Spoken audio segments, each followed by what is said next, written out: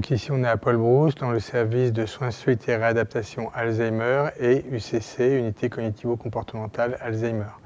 Le SSR, c'est de la rééducation, donc il y a quelques services en France qui sont spécialisés Alzheimer et les unités cognitivo-comportementales, les UCC, ont été créées par le plan Alzheimer de 2008.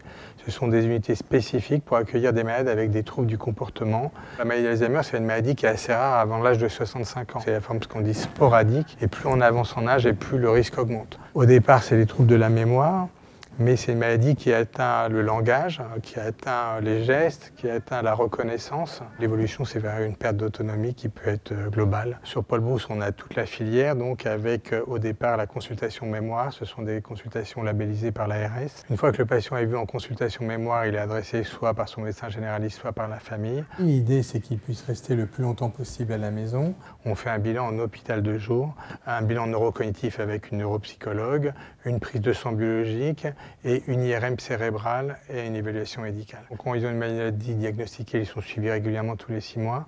Et dans certains cas, lorsqu'ils présentent des troubles du comportement ou des difficultés à domicile, ils vont être hospitalisés. Et donc nous, on accueille des malades qui viennent soit de la consultation et de l'hôpital de jour directement, soit des fois de la ville directement, soit des urgences, soit des lits-portes, soit des autres services type une unité de gériatrie aiguë. Ce qui se développe beaucoup, c'est tout ce qui est prise en charge non médicamenteuse.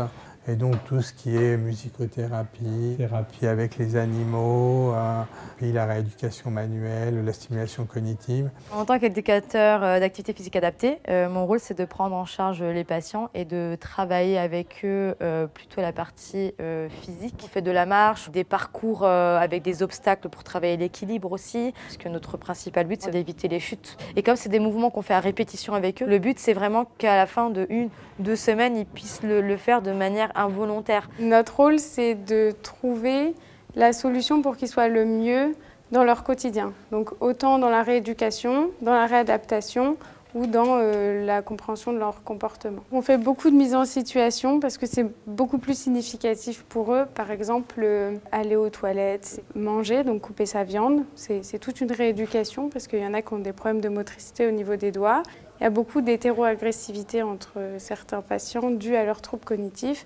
Et donc on fait beaucoup d'activités en groupe. Des ateliers d'expression artistique, on fait des ateliers de danse, l'atelier cuisine, un des plus importants, l'atelier cognitif, où on essaie de travailler la mémoire. On peut travailler des mots, lui poser des questions sur quelque chose qu'il est en train de voir, être capable d'associer la couleur à un cerceau et un mouvement, ce qui est très compliqué pour eux. C'est pour ça que c'est très important de stimuler au niveau physique pour continuer à stimuler également la partie cognitive et vice versa. C'est un cercle. Voilà. C'est une prise en charge collective, pluridisciplinaire. Et on a aussi une équipe de rééducation, des psychologues, des assistantes sociales qui interviennent. Quand la maladie évolue et que les troubles du comportement deviennent trop importants, beaucoup de patients ne peuvent plus rentrer à domicile.